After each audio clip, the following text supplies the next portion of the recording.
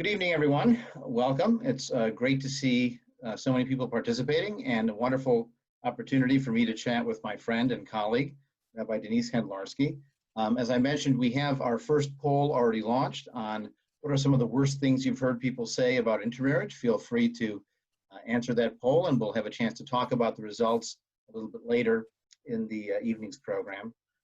This is a webinar discussion on the A to Z of intermarriage, which is hosted by the International Institute for Secular Humanistic Judaism, which trains leaders and rabbis to serve our movement, but also to serve the broader Jewish world. As you'll hear from Rabbi Denise and from myself, our movement has been very progressive on the subject of interfaith and intercultural marriage from its very beginnings, and this is right up our alley in terms of important topics to focus on. Denise herself was ordained by the IISHJ, as I was as well. She currently is serving the online community secularsynagogue.com. She's also an assistant professor at Trent University's School of Education. She lives in Toronto, Canada, where previously she served Renu Congregation for Humanistic Judaism for several years. She's also a Jewish doula. She has been a women's self-defense instructor, and she is a global cheesecake factory connoisseur. Now, I have to say, in starting this program, I'm not an objective reviewer of this book or of Denise's work. As she refers to me in the book, actually, I am a colleague turned friend and occasional drinking partner. So it's not with pure objectivity that I'm approaching the subject. And also, I fully agree with the kind of program and message that she's presenting in the book. If I think about it as having a former student say exactly what you agree with, then maybe that's success. I don't know. But it certainly is, means we're on the same page. Her message of full inclusion and celebration of multi-heritage families, having mature and communicative relationships for everybody, which is in some ways exemplified by some of the challenges that intercultural families face, and the importance of eliminating barriers and the negative responses to intermarriage that have turned so many away, not from their partner, but from Jewish life itself. Maybe our only disagreement that's left is her irrational hatred of gefilte fish. But other than that, we agree on just about everything. So hopefully we'll see through tonight's program that even agreement can still make an interesting conversation. So with that, I want to turn to talking about the book. And I wanted to start by asking Denise to maybe read a passage of the book, which I think gets at least part of her rationale for why she chose to write the book. The passage, I'm going to actually share my screen since I have the book on Kindle. I can do that. And it's a section called A-holes. So if, Denise, you wouldn't mind reading a little bit of that, and then we can talk a little bit about why you decided to write the book. Sure. Before I read, first of all, I just want to say hello and thank you, and welcome to everybody watching. Yes, the G is for gefilte fish, so that's part of the book that Adam's referencing. And I just want to be clear, I mean specifically the weird gefilte fish in jars. So gross. Homemade gefilte fish, totally different thing, but I just feel like that needs to be said. And I do enjoy the Cheesecake Factory, and I miss it a lot during COVID, so that's all true. Okay, so the A is for assholes section starts. Part of the aggravation that a couple may experience is what happens when we need to deal with assholes. And here's a story from my own life. I was studying in Israel as part of my rabbinic training with the ISHJ and had just married my non-Jewish partner the summer prior. I mentioned to some acquaintances I met in Israel, Canadian Jews who had just made Aliyah, who had moved to Israel, that I had married someone who was similar to me in that we were both atheists, but different from me in that he wasn't Jewish. They looked at me like I just told them I was a serial killer and exclaimed boldly and rudely, "I hope you don't have children then. The children of intermarriage are effed up." And that's what I mean by assholes. So I'm not going to read this whole passage, but essentially, I think it's important to just note that what saddened me about that experience wasn't that I was personally hurt by what they said. I feel like I'm tough and I can take it, but that the Jewish community had emboldened them to say that to people, that they were perfectly they felt perfectly entitled to say that to somebody. And that to me is the tragedy of, that kind comment that, we've sown such deep divisions within our community, and we've forgotten the lessons about how we're supposed to talk to each other and treat each other, which to me are much more important. So I kind of make a joke here that I had mostly let it go, but then it does seem to make its way into a book I eventually write about intermarriage. So I get like a little moment of revenge. But the overall point of that section is to say that lots of us have had to deal with negative comments or people, and that, that's in some ways, it's not our business what people say about us or think about us, that we have the ability to feel proud and strong in who we are and in our relationships, and the assholes are assholes for their own reasons. I think also what made that so poignant is that they're talking about a real person here. This isn't the abstract, non-Jewish, faceless automaton that you're talking about. This is a person that you're falling in love with and that you want to build a life with and have a family with. And so these kids they're talking about are not like hypothetical, mystery things out there. These are real people and real lives. And so these words have a real consequence and a real impact. Yeah, they do. Yeah, and what I really like about that part of the book, that angle on it, is you talk about how self-defeating it is. There's sort of this paradox of there's so few Jews out there, and you're not allowed in. So that we can complain about anything in both directions at the same time. Maybe that's Jewish too. But in reality, this idea of this negative reinforcing cycle of pushing people away, and then you decide you need them to join for your membership because you're collapsing, but you still haven't changed the attitude about pushing them away. And it's not only the people who are intermarried or in intercultural relationships or their children who you're pushing away. I mean, in that section, I say, when I was a teenager, so like I wasn't married, and felt constantly bombarded with anti-intermarriage messaging, it undermined my sense of belonging in Judaism, because I felt like this whole politic of exclusion and xenophobia really was a bad reflection of Jews in Judaism. And I was going to programs, I was looking for the meaning, and I would just hear this, and I was like, well, why should I marry someone who's Jewish to have Jewish kids so they can keep coming to programs that don't have any meaning so that they can be told to marry someone Jewish and have Jewish kids? Where was the meat of it? And that's the other part about how we talk to each other. If you're emboldening people to talk to each other like that, you are not creating welcoming spaces for anybody. I've even had couples where both partners are Jewish who ask if I do intermarriages because they want me to. I love it. They want someone who's open to that more open family approach to Jewish life that welcomes people from multiple backgrounds. One thing I was struck by, though, and maybe this is a function of the Toronto Jewish community being a bit more conservative than the American Jewish community in some ways. I've seen a lot of evolution over my 20-year rabbinic career in terms of inclusion and acceptance and welcoming the number of rabbis willing to do weddings, for example. I mean, my predecessors in humanistic Judaism, Sherwin Wine in Detroit, Dan Friedman in Chicago, did thousands of weddings because they were the only ones, in some cases, willing to do these ceremonies. Yeah. The way people wanted to celebrate. And now I'm doing maybe, 25, 30 weddings in a year in this metropolitan Chicago area. It's really very different. So I'm curious, even from your experience or looking back at those earlier days, what are the things that you think are better now that have made some progress in terms of the Jewish community's response to intercultural partnerships? I mean, that's a good question. And I do think things are very different depending on where you live. So I know, some parts of the country in the US, it's, much more open, and you would expect a majority of people to be officiating intermarriages, and it's not even really an issue anymore. And in other places, that's not true.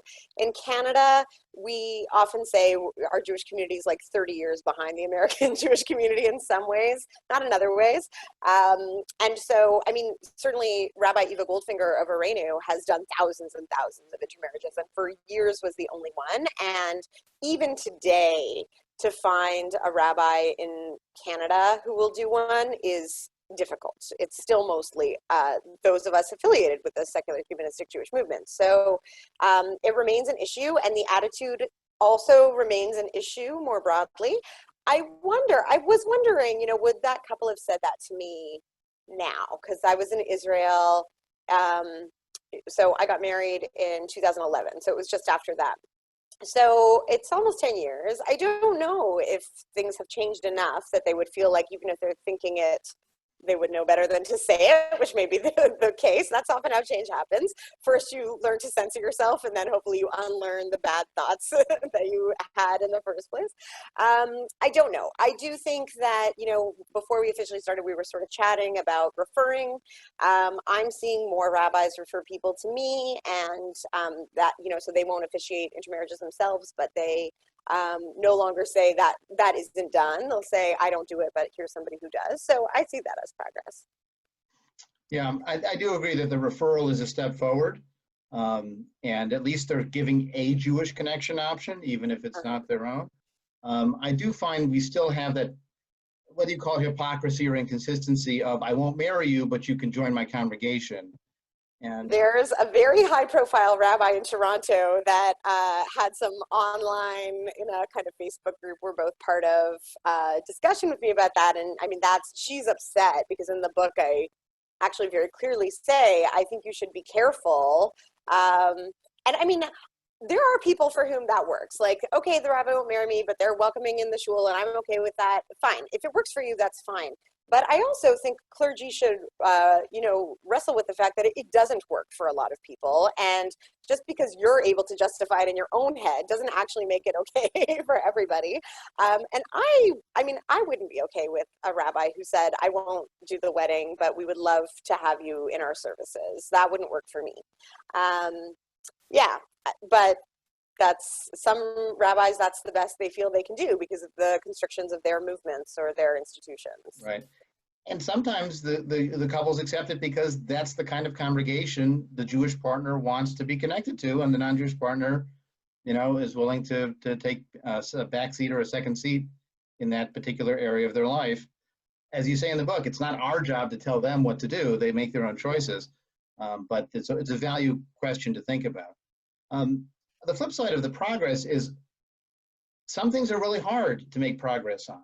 And I'm curious for what you think might be some of the hardest areas for the Jewish community to make progress on that are still sticky wickets or are not really moving forward as fast as we might like them.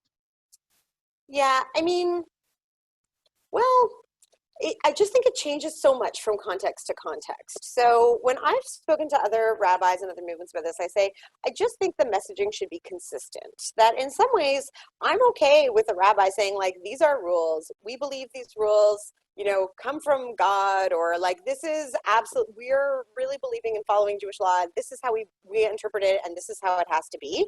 I think there's some integrity to that, as opposed to pretending to be welcoming and then putting a lot of barriers up. So what I find to be the sticky wicket now is when people are surprised because they're in a space that claims to be welcoming, but then all of a sudden, if it turns out that the child having their bar mitzvah, it's the Jewish father is the Jewish parent, then there are problems. Or being like, no problem, we'll do the bar mitzvah, but actually the parent who isn't Jewish is not allowed to come up for a Torah reading. So those are where I think people are like, but you said it was welcoming. Why are there these extra rules for me?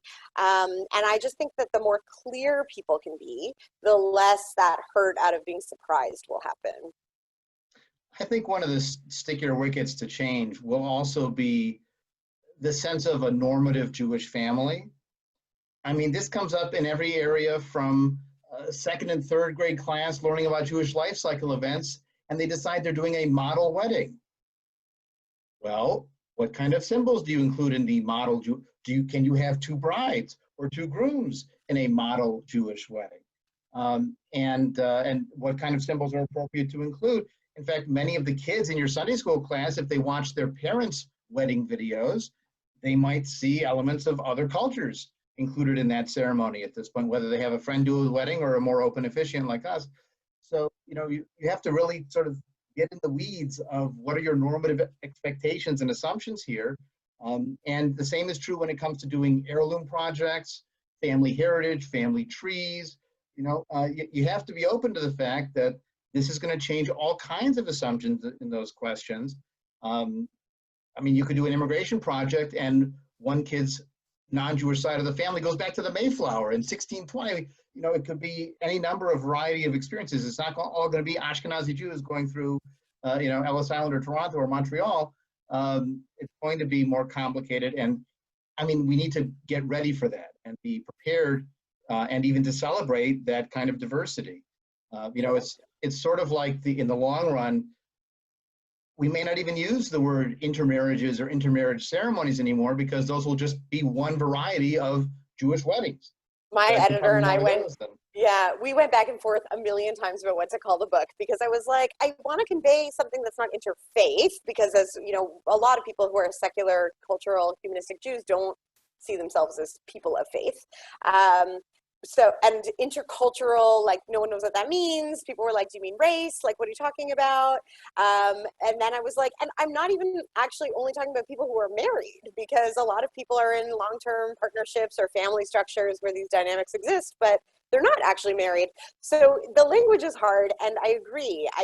This is well beyond people who kind of exist in a, marriage context.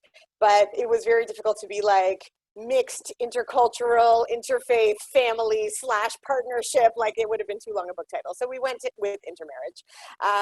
But I do actually really try to be explicit in the book that, like, you might not be married, or you might be the child of, a partnership or something. And like, I think a lot of these things still apply, but that's part of it. Our language has to catch up with our dynamics, and our dynamics are changing all the time. In the book, I do say, if you're shopping and you have kids for like a Sunday school or a learning program for your kid, it would be good to ask what happens if someone draws a Christmas tree on the Hanukkah card, because that is like such a clear, it happens all the time. And I remember at first, like, I started teaching Sunday school when I was still a teenager, and I was a little surprised to see a Christmas tree on the Hanukkah card, but I very quickly was like, oh yeah, of course, cool, no problem. And I think it's just a good question to ask, like, will people say, no, that's not a Jewish symbol, or will it just be like, cool, I love your card, like, what is the response? And that's a nice way to measure. Well, especially if it's a family that puts a Jewish star on top of the Christmas tree, then the lines between the two are going to be very fluid.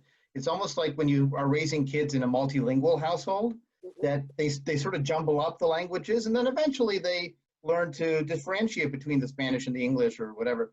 And I think the same is true for religious heritage and culture. They begin to get a feel for which grandparents do which, but at the beginning when they're doing it, it's all what my family does, and they don't necessarily need to split them out that rigidly. One of the great insights you have in the book is the importance of accepting reality. And it's parents accepting reality when their kids are making choices. It's the Jewish community accepting the reality of intercultural partnerships. I actually sometimes refer to it when you have two secular people getting married. I'll call it an interfaithless marriage. Right. Because neither one is particularly religious. I make no assumptions about the fidelity question. That's a totally different category. But what I did want to do is ask you to read from another section of the book. It's called Calm. And I don't want people who haven't read the book to assume that every entry is profane, but it just happens the first You two. chose the only two. This one also, I think, has some really important insights. Okay. Get that shared too. There we go.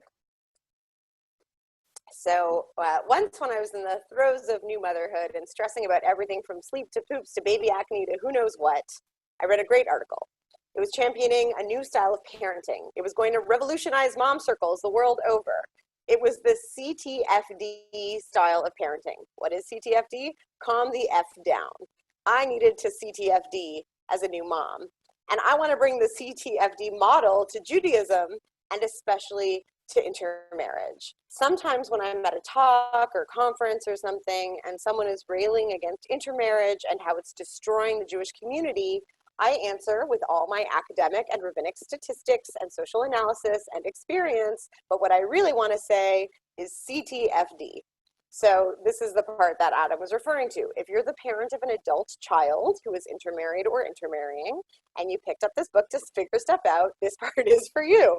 CTFD. And I say that with gentleness and love, because I know it is hard for people. There are parents out there who are like, I really wanted my kid to marry Jewish. It is important to me, and this takes some accepting.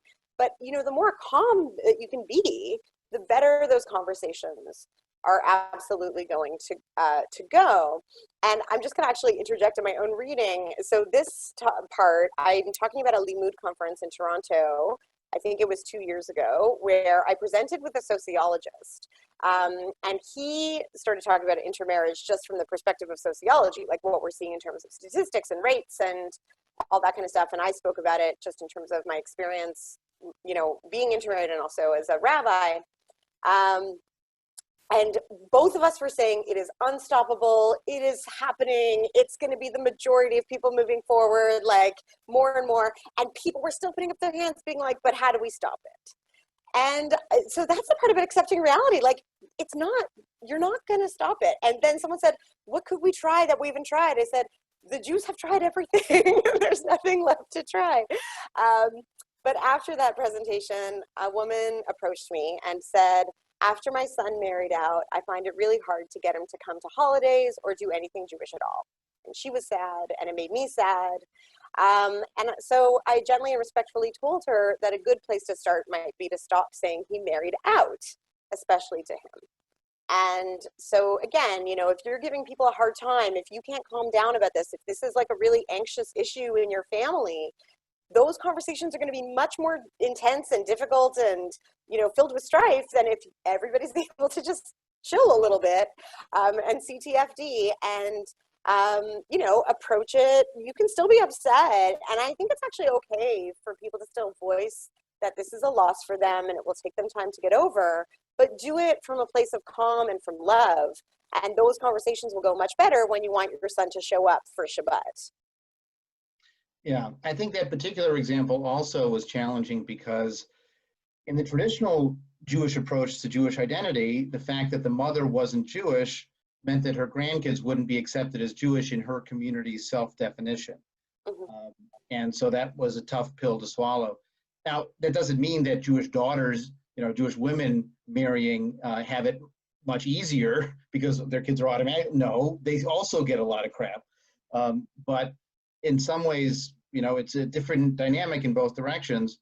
And you hear this sometimes from the, you know, multi-heritage people today who have heard that story, even though the reform movement has accepted patrilineal descent since the early 1980s, at least in the United States. I'm not sure it was recognized in Canada or in Israel. No. I know it's not, unfortunately. So there are places they could feel Jewishly connected. And they've actually found in some of the studies done in the US in the last 10 years that communities that do outreach to intercultural families have a positive impact on them finding communities that are meaningful, making Jewish choices in terms of how they're upbringing their kids, and opening doors to communities and making those connections that are so important for long-term identity. But it's, you know, we've tried the vinegar approach for so long, it's very hard to switch to honey, and people are so convinced that that's the only response. It's like drug addiction, you know, you try to prevent it as best as possible. Maybe you can treat it with conversion, but the whole idea of legalization of, or, you know, taking the approach of, if it's your choice, let's be safe about it and let's find ways to be productive in society and Jewish community. That's still a radical proposition for so many people. Yeah, I mean, there's so much tied up with this whole discussion. It's a very, I mean, you mentioned about Jewish women, like a lot of this is very gendered. There's been a lot of pressure on women to have kids and to, you know, keep the people going. Like that's a whole other thing. But that dynamic you're talking about reminded me. So I'm the eldest of my siblings and I married Charlie, who's not Jewish. And then my brother got married. Within 3 weeks, we got married.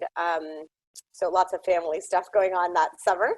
And the person he married is Jewish. And so someone said at that wedding, well, it's good because all the grandkids will be Jewish because, like, you know, because I'm the woman and he's the man. And so they were happy with how it worked out. And I said, it's possible that the kids won't decide to be Jewish. Like, I just like to push back a little bit and say, there's actually no guarantee. You could have a kid who chooses something totally different. And halachically, like according to Jewish law, yes, all the kids are Jewish at birth. But I think there's this idea that all it takes is for two Jews to get married and have kids and everything is great. I know a lot of in-married Jewish families who are teaching their children nothing about Judaism. Those kids have no sense of Jewish identity or culture or values or history, and they are technically Jewish, but what does it mean? And I would prefer to focus on the meaning question a little bit more than the, statistically, we're good. Well, and the other point of it, which you talk about wonderfully in the book, it's also about having a good marriage and having a loving partnership. It's not just about a breeding program here. We're Exactly. talking about people and emotions and loving connections and support and psychological well-being and all those variables. But what I loved about the book is that so much of it is good advice for anybody. It applies to everybody. And so in that vein, I wanted to do two things. One is to ask you a question we talked about a little bit earlier this week, and also to remind our participants, if you want to vote in the poll, that first poll is up on what are some of the worst things you've heard people say about intermarriage. So take your last chance to vote in that, because we're going to be closing that in just a minute. So the question is, at certain points in the book, you claim a particular expertise as an intermarried rabbi to provide support and advice to intermarried couples. And you absolutely have rare experience in that. There are not a lot of intermarried rabbis or rabbinic students out there, in part because many rabbinic programs won't accept them if they're life partnered or planning a life with someone who's not Jewish. So a few have opened that recently, but for a long time, we were the only movement that would do that. At the same time, I think that in married rabbis, I married someone born Jewish and still identifying as Jewish, we should also be providing support and empathy to these couples. It's not like only intermarried rabbis can support these couples in the choices that they're making. And I hope that I'm, in my capacity with the Institute, I'm training new rabbis to be doing that kind of work, whatever their partner's identity is. A parallel is that nowadays there are numerous LGBTQ rabbis, even in conservative Judaism, in the US at least, but certainly in Reform, Renewal, Reconstructing Judaism. And there are enough welcoming communities to LGBTQ Jews and their partners that you don't necessarily need separate safe space LGBTQ synagogues like you did in the 70s and 80s when they were a vital important part. There are still some out there, but they've even shifted their mission, because you sometimes get straight couples who want to join the LGBTQ synagogue because they like the values and the kind of messaging that's being presented there. But the point is that all LGBTQ Jews should be treated with respect and dignity by all liberal rabbis, even those who are cisgendered and heterosexual and monogamously partnered and so on. So we should be applying that wisdom to all rabbis, not just intermarried rabbis, and to all Jews. So my question is, what are some of the unique insights or experiences that you bring to the table in working with these families? And what would you want liberal rabbis of all denominations to know about serving these families? Yeah, so one thing that I think we can offer those of us who are intermarried clergy, even beyond rabbis, is some kind of modeling. I found some of my couples, it means something to them that I share this experience, because I think some people are worried about that thing we were talking about earlier, that the rabbi claims to be welcoming, but then really has bias. So them knowing that I'm intermarried, I think they feel absolutely sure that, I don't have that bias. And they sometimes ask me, well, how do you do it? And I often say, well, it doesn't really matter how I do it. My job is to help you figure out how you want to do it. But that sense of modeling matters. I think often it's not just how we work with our own congregational families or couples we're marrying or families we're serving, but also the impact it makes in the broader Jewish community. So for example, you mentioned rabbinical schools finally starting to accept people, and it's a little bit like dominoes. Once I think the RSC, which trains Reconstructing Judaism rabbis, did it. So humanistic Judaism was the very first for sure, and for the longest. I even mentioned in the book how nice it was that I didn't have to feel anything besides joy when I announced I was engaged as somebody in the IISHA rabbinical program. But I do think it made a difference. As soon as Reconstructing Judaism did it, then other movements started doing it. Some conservative trained rabbis left their movement saying our policy on this is wrong. People came out of the closet as having been intermarried a long time, but not feeling like their movements would accept them. And like that was a whole dynamic. So it just changes the conversation more broadly in the community, I think, when the leaders have this experience. Of course, that's not to say that in-married rabbis or unmarried rabbis can't offer good wisdom. Everybody should be on the same team, as you talked about. But there is something about having particular experience. There's a pretty new Facebook group for intermarried Jewish clergy.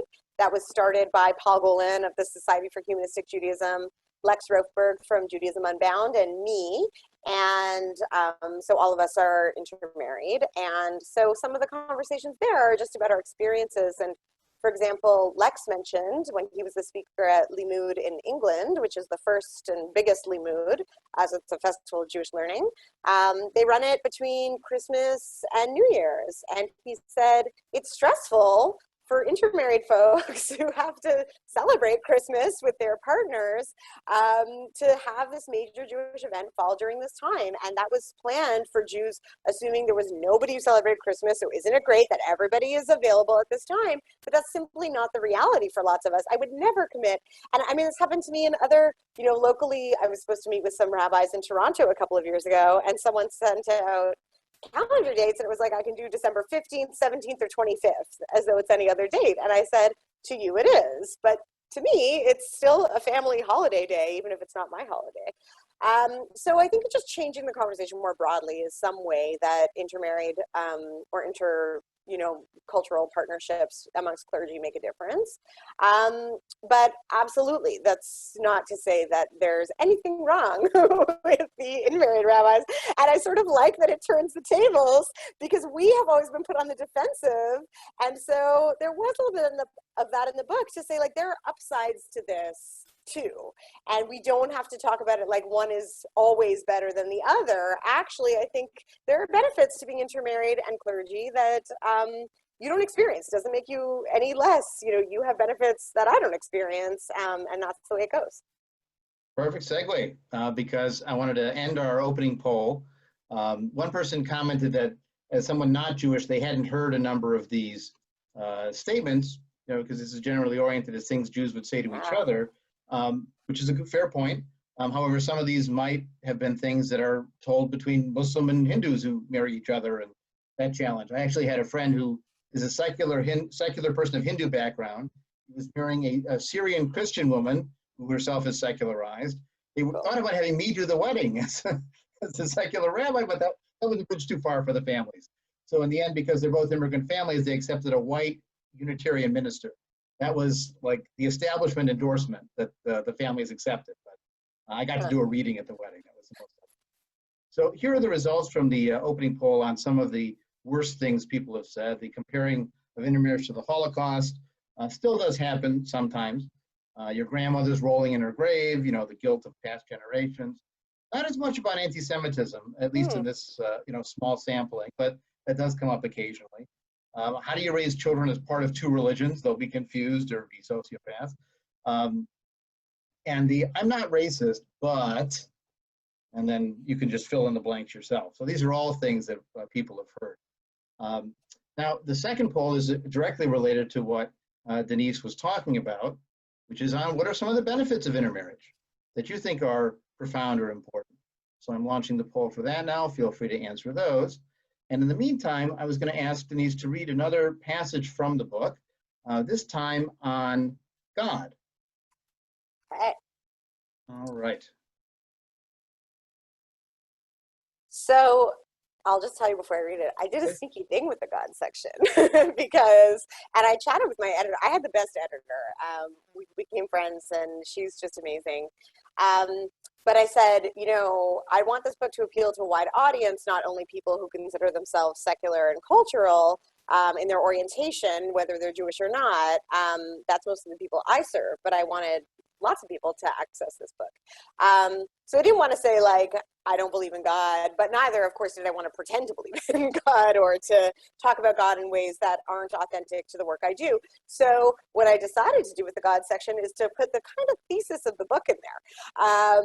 And so here it is. One of the contentions of this book is that all marriages are intermarriages. And that's really the thesis of the book.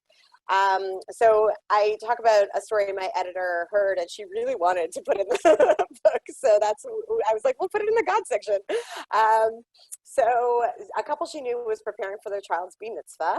The father was a Shabbat-keeping conservative Jew who wanted traditional liturgy. The mother was skeptical of the language of prayer and was raised Reform, but was really a humanist or secular Jew. They couldn't agree on how to approach the bar mitzvah.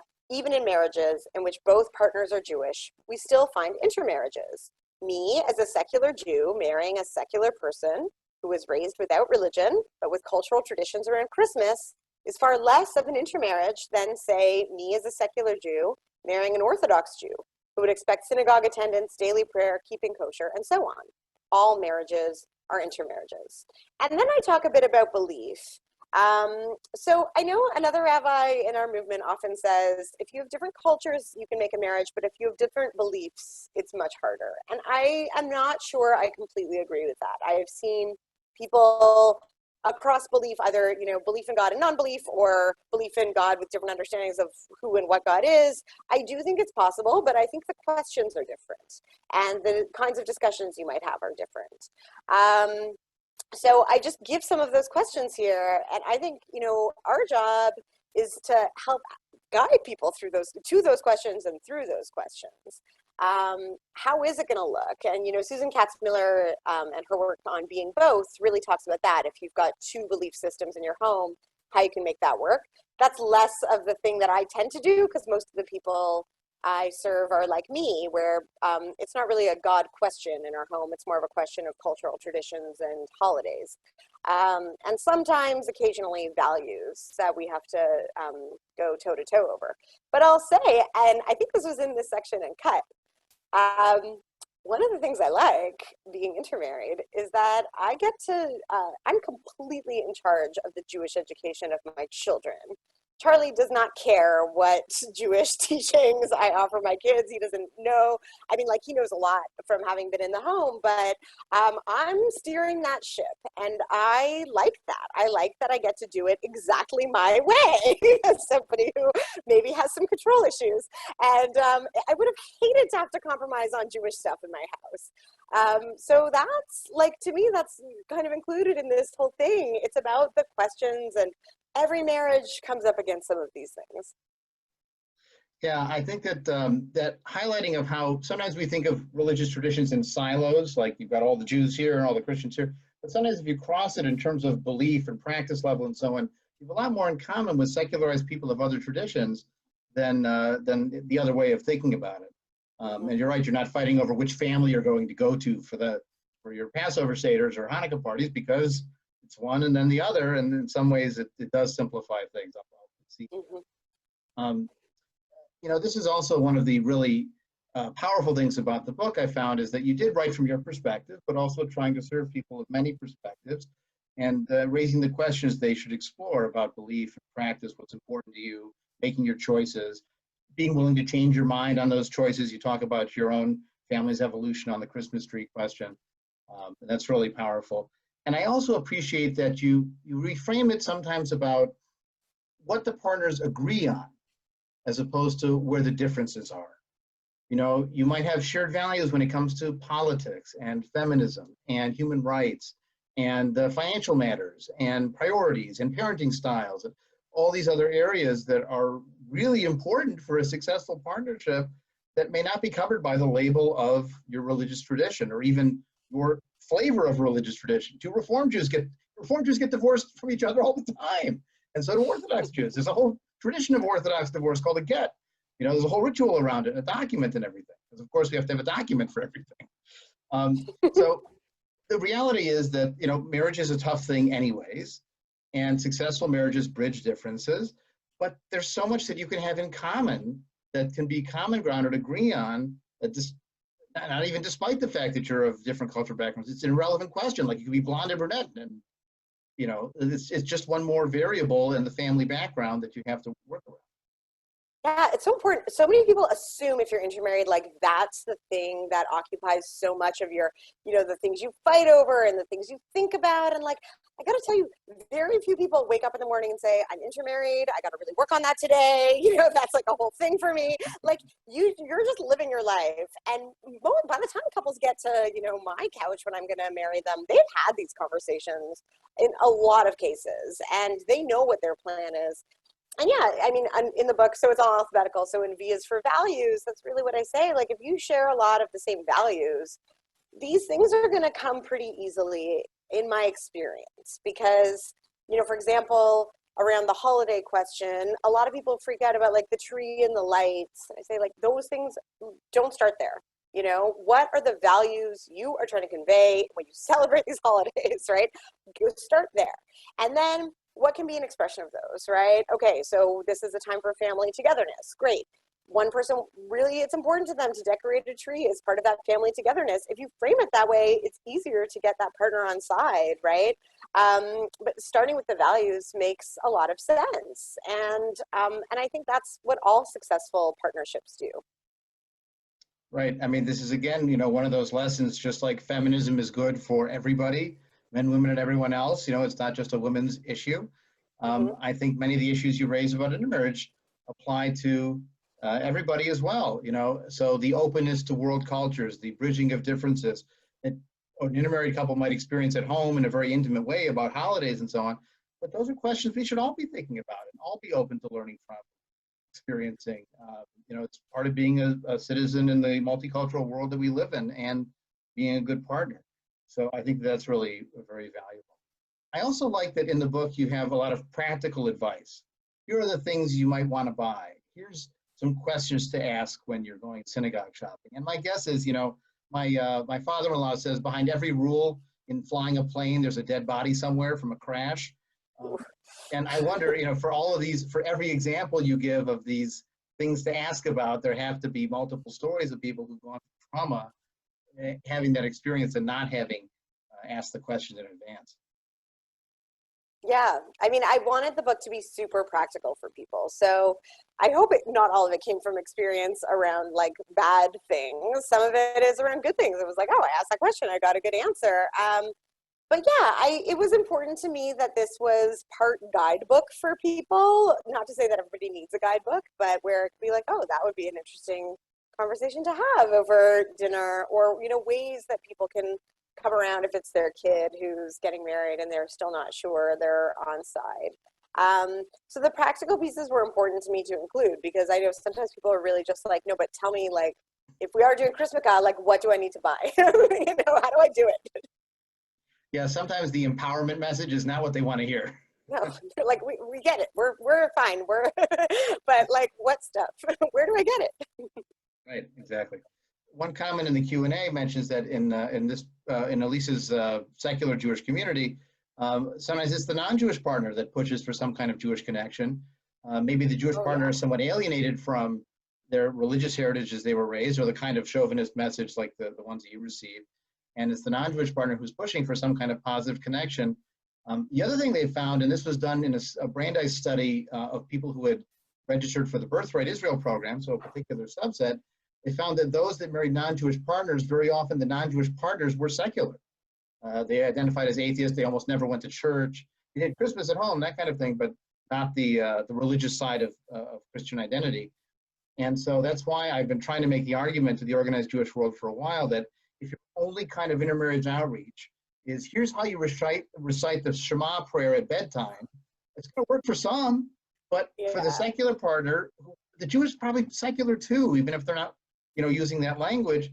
That's going to be a case of having to choose one or the other.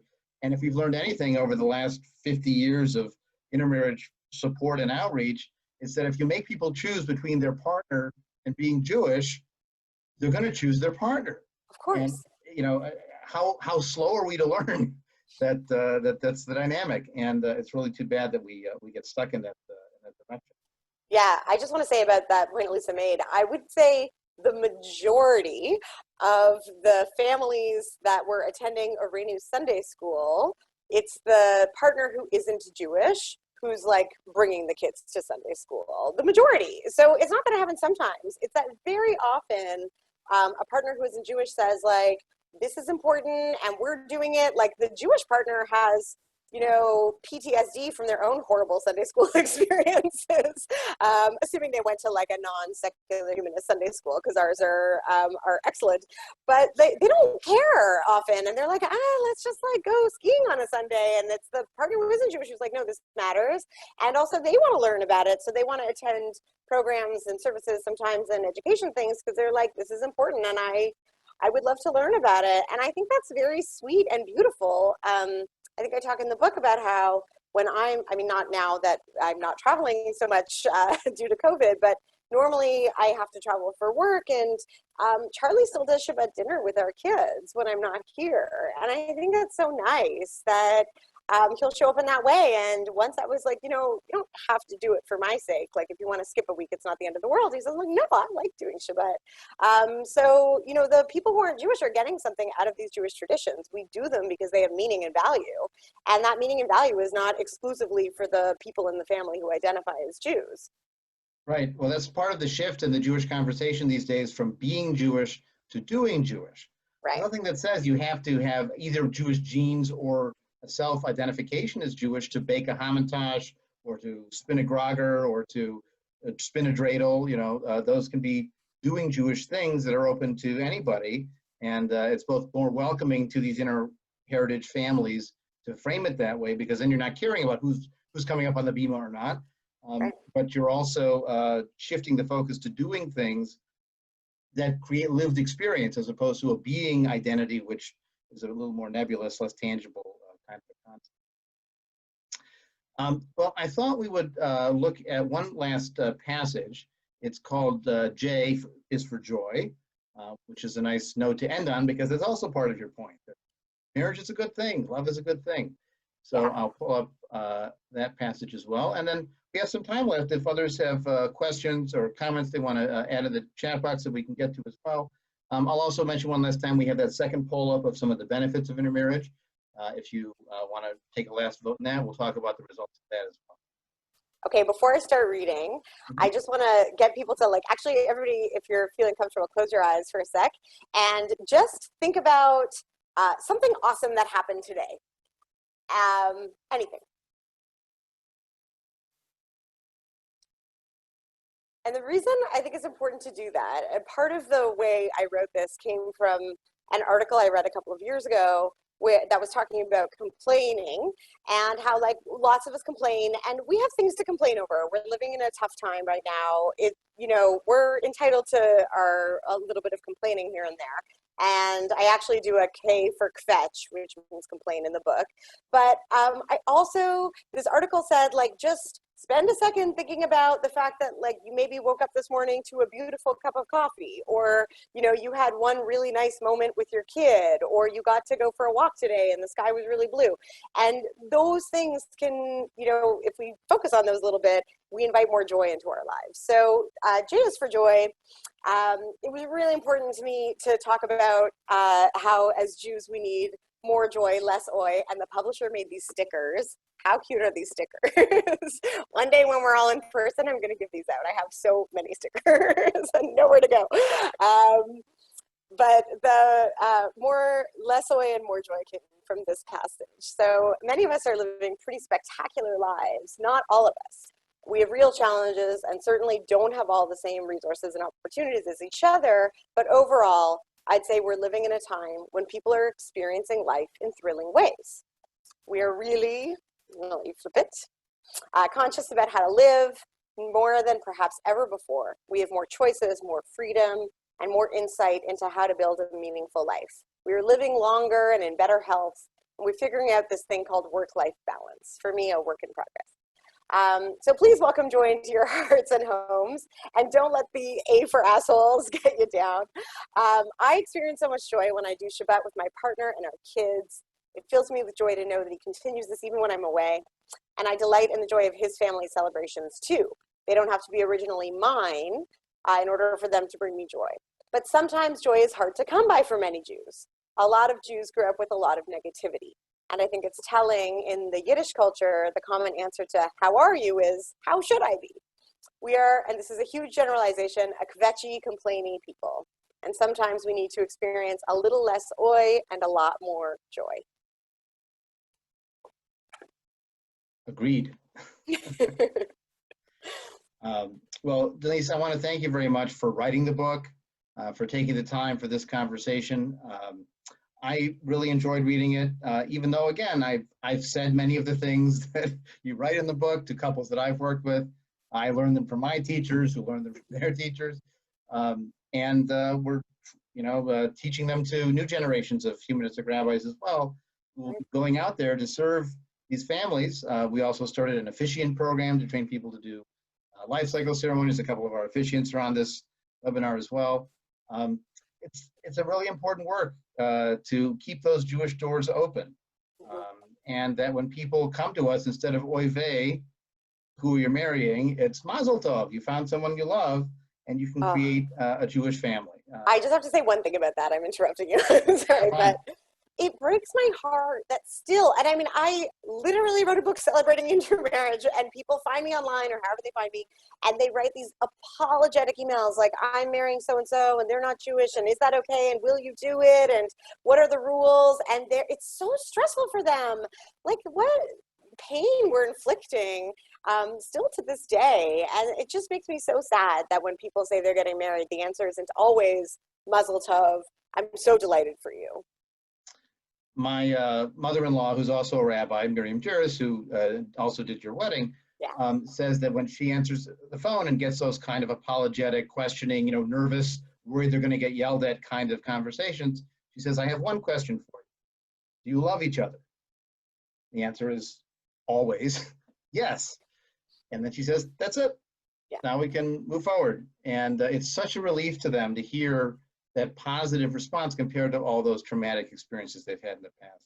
Right. And hopefully, if people read the book that you put together, some of the books in the reference bibliography are really useful. I was going to mention, for example, the work of Karen McGinnity, specifically on the gendering of intermarriage. You talked about gender and who brings the kids to school. Sometimes it's a non-Jewish wife because women tend to get that dumped on their plate. And, so that creates other dynamics in terms of the family and work-life balance and so on. There's so much out there that's, again, not negative, not doom and gloom, not disaster, but giving a realistic appraisal of the reality with some optimism of what can happen in the future if we approach it optimistically.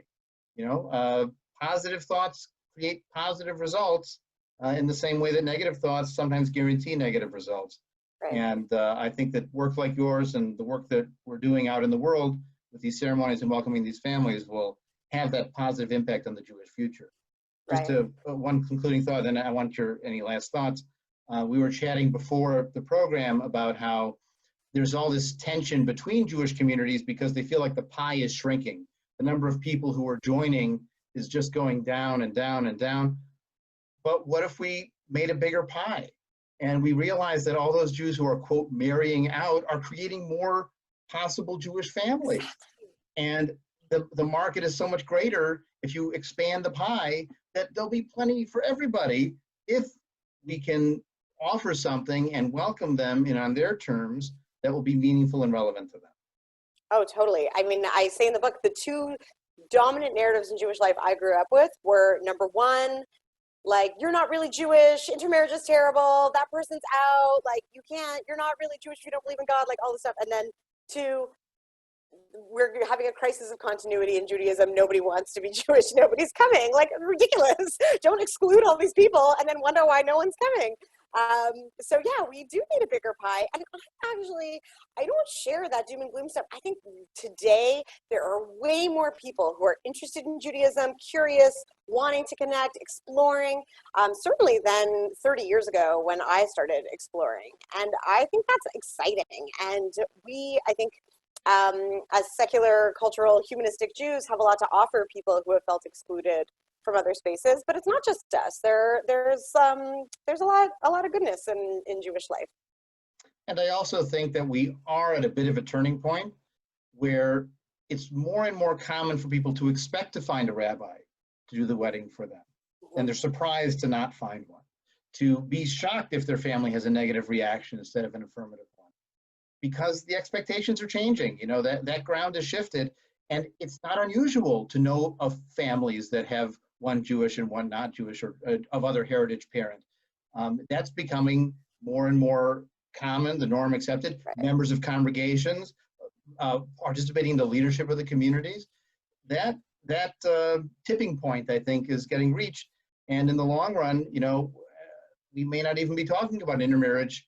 We'll be talking about varieties of Jewish marriage.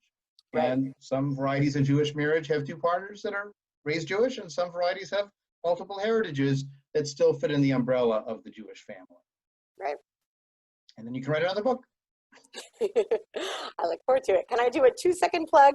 At secularsynagogue.com, there's a really cool Elul program. So Elul is the Jewish month leading up to high holidays, and I'm very excited about it. So if you're interested in a program that's going to help prepare you for the Jewish New Year with all kinds of fun, like text study, yoga, meditation, all kinds of cool things, then that's up at secularsynagogue.com. Great. And our results from the second poll, the two most popular answers was exposing both families to greater human diversity, that's the in-laws and outlaws as well, and helping to foster religious tolerance by having people connected to multiple traditions, as well as allies against anti-Semitism and love is a many splendored thing. Lovely. So thank you all very much for coming. I hope you enjoyed it. This recording will also be available on the Institute's YouTube channel within a week or so.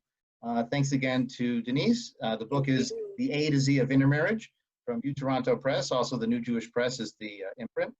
And you can find it on independent booksellers or even Amazon or any number of other alternatives. So thanks again to Denise, and thanks to everyone for coming. Thank you.